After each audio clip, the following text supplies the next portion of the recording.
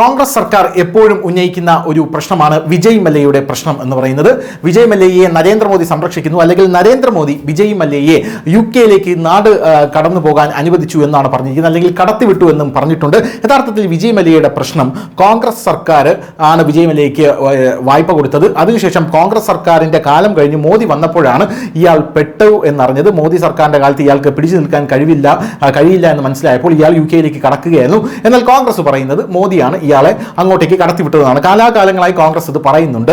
എന്നാൽ നിർമ്മല സീതാരാമൻ പാർലമെന്റിൽ വിജയ് മല്യയുടെ കടം 6000 കോടിയാണ് വിജയ് മല്യ അടയ്ക്കാനുള്ളത്, എന്നാൽ 13,500 കോടി തിരിച്ചു പിടിച്ചു എന്നാണ് നിർമ്മല സീതാരാമൻ പറഞ്ഞത്.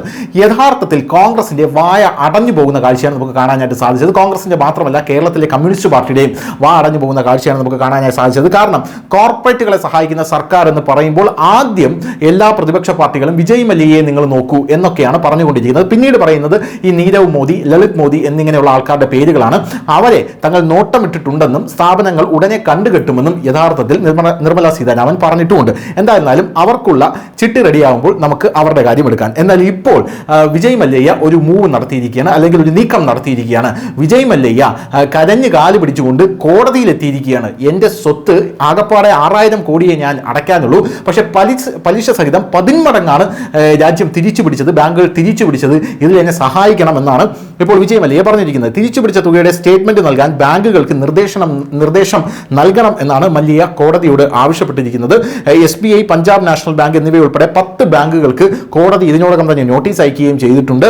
കിങ്ഫിഷർ എയർലൈൻസിന് ഏകദേശം 6200 കോടി രൂപയുടെ കടബാധ്യത മാത്രമേ ഉള്ളൂ എന്നാണ് വിജയ് മല്യ പറഞ്ഞിരിക്കുന്നത്. പക്ഷേ തിരിച്ചു പിടിച്ചത് ഏകദേശം 14,000 കോടി രൂപയാണ്. SBI, പഞ്ചാബ് നാഷണൽ ബാങ്ക് എന്നിങ്ങനെയുള്ള ബാങ്കുകൾ എന്തായാലും ഇതിന് മറുപടി പറഞ്ഞേ പറ്റുള്ളൂ എന്നാണ് വിജയ് മല്യ പറഞ്ഞിരിക്കുന്നത്. 14,000 കോടി രൂപ എങ്ങനെ തിരിച്ചു പിടിക്കാൻ സാധിക്കും എന്നും വിജയ് മല്യയെ പ്രതിനിധീകരിച്ച് അദ്ദേഹത്തിന്റെ അഭിഭാഷകനായിട്ടുള്ള സാജൻ പൂവയ്യ എന്ന് പറയുന്ന ആൾ പറഞ്ഞിട്ടുണ്ട്. ധനമന്ത്രി ലോക്സഭ ഇക്കാര്യം അറിയിച്ചു. അതേസമയം 10,200 കോടി രൂപ തിരിച്ചു പിടിച്ചതായി വായ്പാ റിക്കവറി ഓഫീസർ പരാമർശിച്ചിട്ടുണ്ട്. മുഴുവൻ വായ്പാ തുകയും തീർപ്പാക്കിയിട്ടുണ്ടെങ്കിലും വീണ്ടെടുക്കൽ പ്രക്രിയ ഇപ്പോഴും തുടരുകയാണെന്നാണ് പറയുന്നത്. അതായത് ഇത്രയും പിടിച്ചു കഴിഞ്ഞും മതിയായില്ല, പിന്നീടും എൻ്റെ കയ്യിൽ നിന്ന് പിടിച്ചുകൊണ്ടിരിക്കുകയാണ്, ഇതെങ്ങനെയാണ് ശരിയാകുന്നത് എന്നാണ് വിജയ് മല്യയുടെ അഭിഭാഷകൻ ചോദിച്ചുകൊണ്ടിരിക്കുന്നത്. അതുകൊണ്ടാണ് പ്രധാനമായിട്ടും കോടതിയെ ഇപ്പോൾ സമീപിക്കുന്നത്. കോടതി സഹായിക്കണം, ബാങ്കുകളുടെ തുടർ നടപടികൾ താൽക്കാലികമായി നിർത്തിവെക്കണമെന്നും കിങ്ഫിഷർ എയർലൈൻസിന്റെ ഹോൾഡിംഗ് കമ്പനിയായിട്ടുള്ള യുണൈറ്റഡ് ബ്രൂവറീസ് ഹോൾഡിംഗ്സും തനിക്കുള്ള എല്ലാ കുടിശ്ശികൾക്കും സ്റ്റേറ്റ്മെന്റ് നൽകാൻ നിർദ്ദേശിക്കണമെന്നും മല്യ ആവശ്യപ്പെട്ടിട്ടുണ്ട്. കഴിഞ്ഞ വർഷം 2016 മല്യ ബ്രിട്ടനിലേക്ക് പോയപ്പോൾ ഇവിടെയുള്ള കോൺഗ്രസ് അടക്കം പറഞ്ഞത് ഇനി ആ 6000 കോടി രൂപ തിരിച്ചു കിട്ടില്ല, മല്യയും തിരിച്ചു കിട്ടില്ല എന്നായിരുന്നു.